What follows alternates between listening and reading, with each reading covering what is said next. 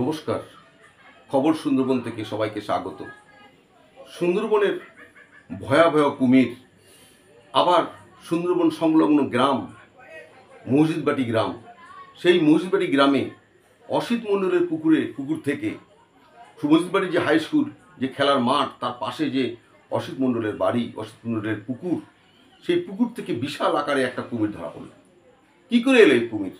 এর কিছুদিন আগে একটা কুমির এসেছিল, আবার একই জায়গায় একই রকমভাবে আর একটা কুমির এসে হাজির হলো। কেন সুন্দরবন জঙ্গল ছেড়ে কুমির কেন আজকের লোকালয়ে এসে অন্যের পুকুরে এসে উপস্থিত হচ্ছে? কি তার কাহিনী, কি তার রহস্য? আপনারা জানলে অবাক হয়ে যাবেন এই রহস্যের কাহিনীর কথা। মসজিদবাটি এলাকার হাই স্কুলের 3টে বন্ধু 5-এ পড়ে। তারা ঘুরতে ঘুরতে পুকুর পাড়ে মাঠের দিকে যায়। তারা অসিত মণ্ডলের পুকুর পাড়ে যায়, একবার যেখানে কুমির ছিল সেইখানটা একবার দেখতে যায়। সেই জায়গাটা দেখতে গিয়ে দেখে একটা বিশাল আকার কুমির। অবাক হয়ে যায়, তারা ছুটে পালিয়ে আসে। স্কুলে তারা জানায় যে একটা কুমির এসেছে।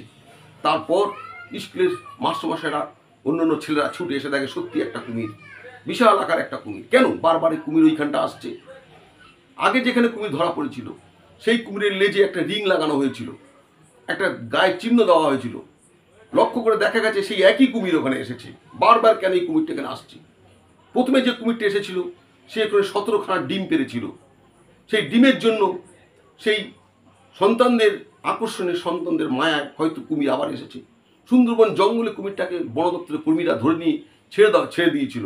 সেইখান থেকেই সেই কুমির গোসমা নদী পেরিয়ে, গোসমা নদী হয়ে আবার ঠিক একই জায়গায় এসে উপস্থিত হয়েছে। আপনাদের দেখাবো সেই ছবি, সেই মারাত্মক অ্যাডভেঞ্চারের ছবি আপনাদের দেখাবো। আপনারা দেখতে থাকুন খবর সুন্দরবন থেকে। নমস্কার।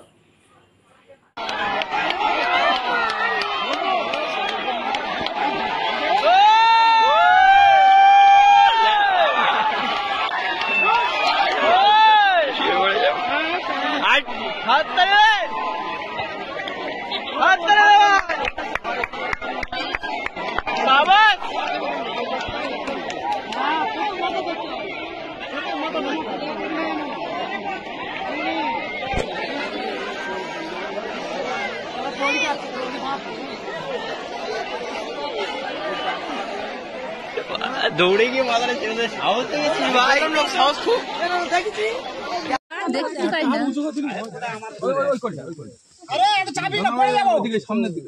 আপনি কে মাসে? আপনি কে?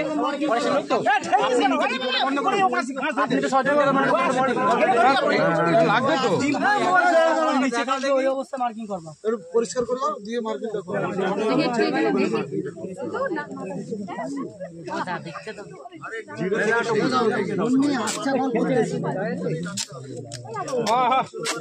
পাটা কোথায় দিয়েছে?